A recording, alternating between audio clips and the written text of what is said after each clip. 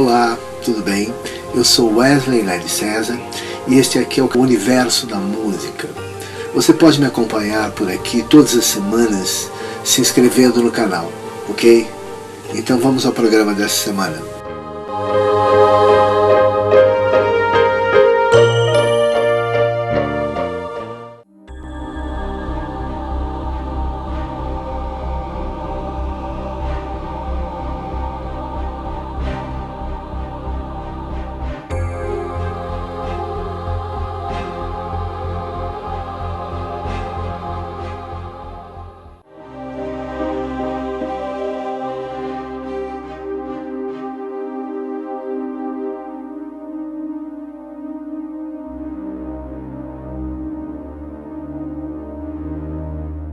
O primeiro ponto que eu gostaria de tratar aqui sobre a Grécia Antiga seria a origem da palavra música. Bom, música vem de música em grego. Música é uma adjetivação da palavra música. De música vem outras palavras como museu, música. Mas música realmente não quer dizer música, não quer dizer música. Sim. Quer dizer arte das músicas. Arte das músicas, já eu falo sobre músicas. Arte das músicas, ou seja, são 9 as músicas como eu vou narrar agora. E são elas as protetoras, geralmente de toda pessoa que faz alguma coisa que envolve criatividade. Então as musas, elas protegem as pessoas que fazem algo que envolve criatividade. Por que 9 musas protegem a música? Por exemplo, a música, né? E todas as outras artes e tal. Porque a música, ela não é apenas uma forma de... Ela não é entretenimento puro, ela é ciência em primeiro lugar. Como tal, ela é baseada na matemática, na geometria, na lógica. Bom, e ela foi elevada, digamos assim, à categoria de segundo ramo da matemática, por Pitágoras, no 6º século a.C., que é um século eminentemente importante. Bom, Pitágoras é tido, então, como o pai da matemática e o pai da música, já que a música é o segundo ramo da matemática. Porque para Pitágoras, o mundo todo se resumia a números. O número é a única coisa verdadeira. E tudo que existe no mundo se reduz a números. E a música, nós sabemos claramente que ela tem tudo a ver com a matemática, né? Então, num primeiro momento, ela é ciência.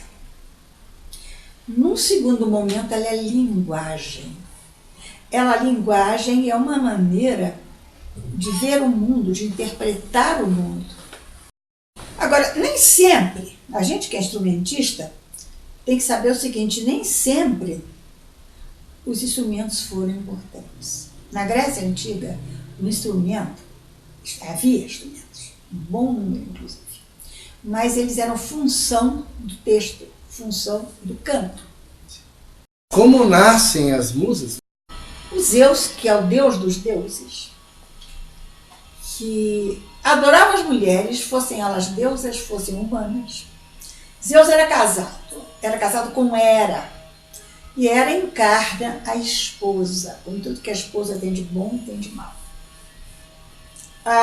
Então, ela como esposa, ela é altamente ciumenta, porque ela sabia muito bem que o marido dela vivia para cá e para lá, atrás do elemento feminino. Sabia que ele tinha amantes entre as deusas e entre as mortais.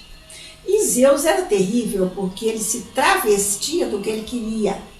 Um dia, por exemplo, ele se travestiu de cisne, porque ele queria a Leda, e a Leda não queria, mas a Leda amava cisnes. Ele se traveste de cisne e conquista a Leda.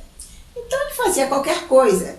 Os deuses são muito complicados, Os deuses todos têm um lado bom e têm um lado péssimo. Bom, então tem Hera, que é a mulher dele.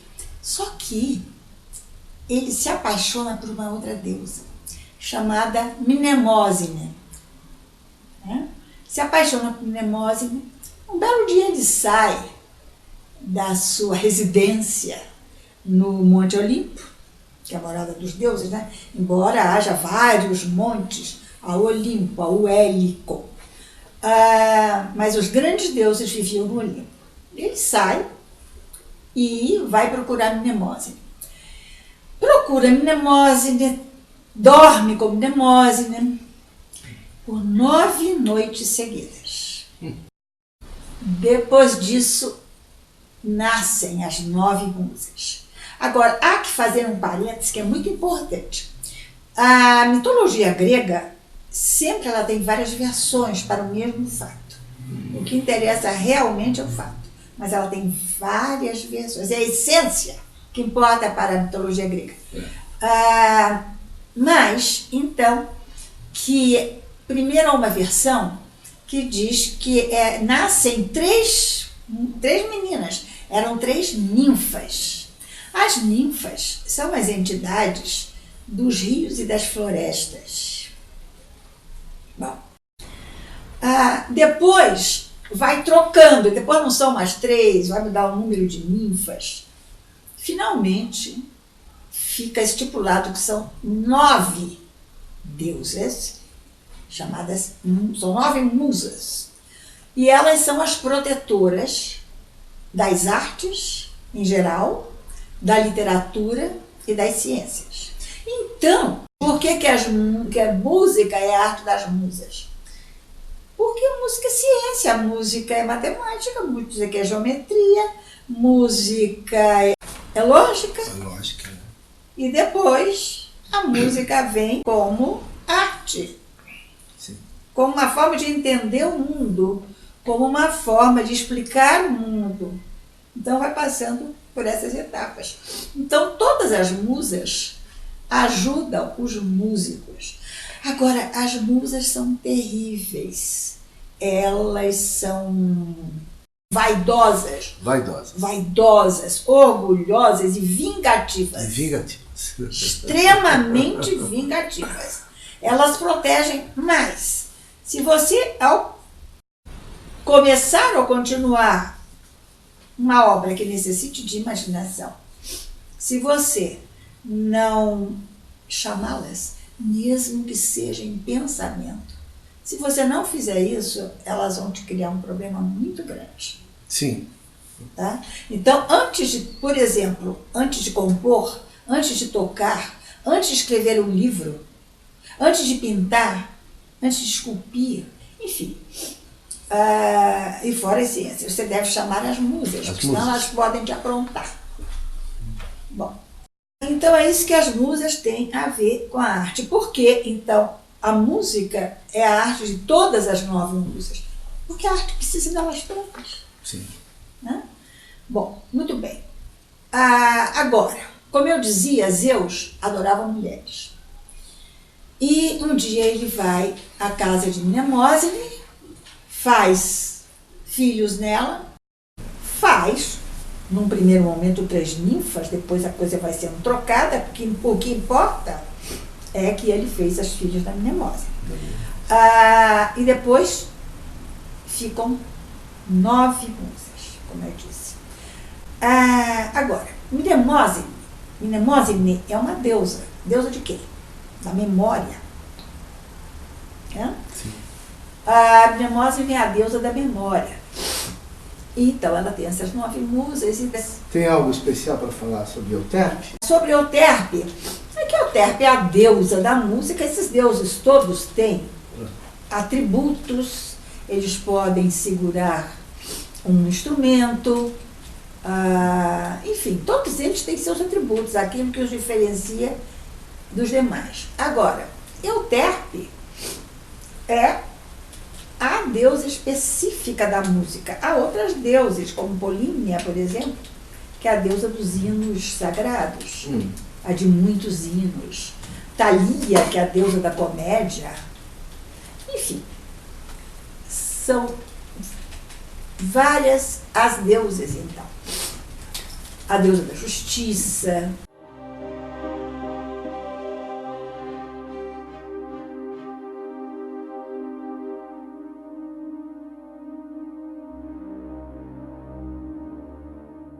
que Euterpe protege especificamente a música, mas como um todo, as 9 musas protegem a música. Como um todo, todas 9. Euterpe é uma das 9. Tá? Você ia falar sobre Apolo, deus das artes? Deus das artes, sim. Apolo. Apolo é deus da beleza, é deus das artes. Ele tem uma coisa muito interessante. Ele... bom, Apolo é terrível, embora ele seja... ele represente a simetria, digamos assim, a beleza, a harmonia. Ele representa tudo isso. Ele também ele é a verdade. Ele é a verdade porque ele tinha um atributo, ele tem um atributo, que é o caduceu, que lhe permitia ver tudo. Então, ele conhecia tudo, do passado, do presente e do futuro, graças ao caduceu. Esse caduceu é muito importante, é o atributo de Apolo. Apolo é equilíbrio? É. Dignidade. Equilíbrio. Tá?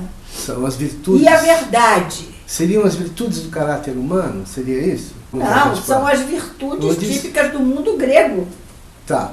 Do metron grego. Tá. Não, mas isso não serve de régua para o caráter humano, é isso que eu quero dizer, não serve. Olha, o Olympus, segundo Toynbee, o historiador, isso, é um covil de bandidos. Então o mundo não mudou muito. Não mudou nada. Bom, e o Apolo, ele também tinha como obrigação, ele tinha algumas pessoas, você sabe que a Grécia, nós estamos falando em Grécia arcaica, né?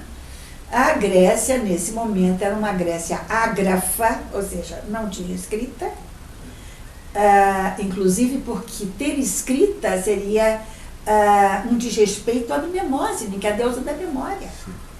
Você tinha que guardar tudo na cabeça. Né? Bom, então era uma Grécia ágrafa, mas uma Grécia também que vivia da terra. Sim. E o Apolo tinha um senhor de terras com muitos animais que ele protegia. Um belo dia, através do caduceu, ele vê que todos os animais desse homem tinham sido surrupiados por alguém. Aí ele vai ver quem era. Ele descobre que era um irmãozinho pequenininho dele, nascido há pouco tempo, aquele irmãozinho especial que tinha asinhas nos pés, sabe? Chamado Hermes. Ele falou, sem vergonha esse gurizinho, tão pequenininho e tão sem vergonha. Aí, ele vai à casa do pai, à casa de Zeus, e diz, olha aqui, pai, esse teu filhote recém-nascido está completamente louco. Ele roubou todos os animais do meu protegido. E eu quero que você o puna. Aí diz Zeus, tá, me dá a prova de que foi ele. Aí eu vou punir. Resposta de Apolo, eu sou a prova. Por quê? Porque eu sou a verdade. Aí diz o Zeus, meu filho, eu acredito em você, mas acontece que eu preciso de uma prova palpável. Como que eu vou punir alguém se eu não posso provar que ele é culpado? Olha a justiça maçã. Sim. Aí o Apolo fica furioso e ele sabe onde está o garoto, que é na Ásia Menor. A Ásia Menor Sim. também fazia parte da Grécia. Né? Então ele sabe que o menino está na Ásia Menor. Ele se manda para a Ásia Menor. Olha como é que a mitologia pode tudo, né? Sim. Era o Zeus, que era absurdamente veloz, mas, como Deus também, o Apolo voa não, corre para a Ásia Menor e fica lá esperando numa praia. Ele sabe que o garoto vai aparecer logo. E lá vem, daqui a pouco, o garoto. Vem elezinho com uma casca de tartaruga, um esqueleto, digamos assim, a carcaça, pronto, de tartaruga na mão, com umas cordas que ele dedilha e saem sons maravilhosos. Sim. Aí ele olha para o menino e diz assim, que isso? Ele falou, com que lir? O que é que lir? Que lir é tartaruga em grego antigo. Sim. O que lir? Não. Sai uma coisa que muito linda desse negócio. É uma tartaruga. O que você fez? Como é que você conseguiu isso? Mais uma vez, a mitologia se dá várias possibilidades. Uma, que o Hermes encontrou a tartaruga morta, pega a tartaruga, disseca a tartaruga, pega as vísceras da tartaruga E faz as cordas. A outra possibilidade é que ele matou a tartaruga para poder fazer alguma coisa. Algum instrumento, no caso. Esse instrumento é a lira. Então, inclusive Chico Buarque tem uma peça lindíssima, que é o Choro Bandido. Sim. Em que ele diz assim, mesmo porque as notas eram surdas, quando um Deus sonso e ladrão fez das tripas a primeira lira que animou todos os sons. O Deus sonso e ladrão é Hermes. Sim. Então, a música nasce graças a Hermes, que transforma a tartaruga, o que lia, numa lira. E daí nascem as canções, e daí nasce a música. Muito bem. Aí, o Apolo, como deus da beleza, o Apolo fica fascinadíssimo pelo que lia. Aí, ele diz assim, me dá o que lia. Resposta de Hermes, que é muito esperto. Só se você me perdoar a minha vida, porque eu sei que você veio aqui tentar me fazer mal, me matar. Aí o Apolo pensa, tá bom, eu deixo você viver. Me dá o que lia. Disse, não, mas pensando bem, isso é muito pouco. Só se você me der o caduceu. Aí diz o Apolo, mas o caduceu é meu atributo, como é que eu posso te entregar meu atributo? Problema seu. Sem caduceu, não tem que ler. Ok. Apolo dá o caduceu para Hermes em troca do que lia.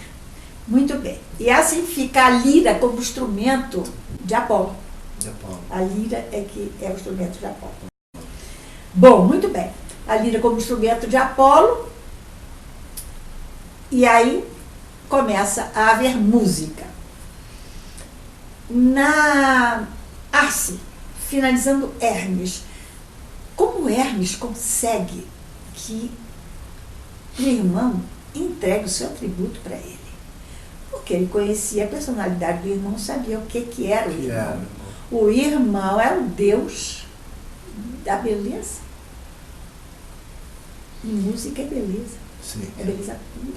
Estética, né? Estética, exatamente.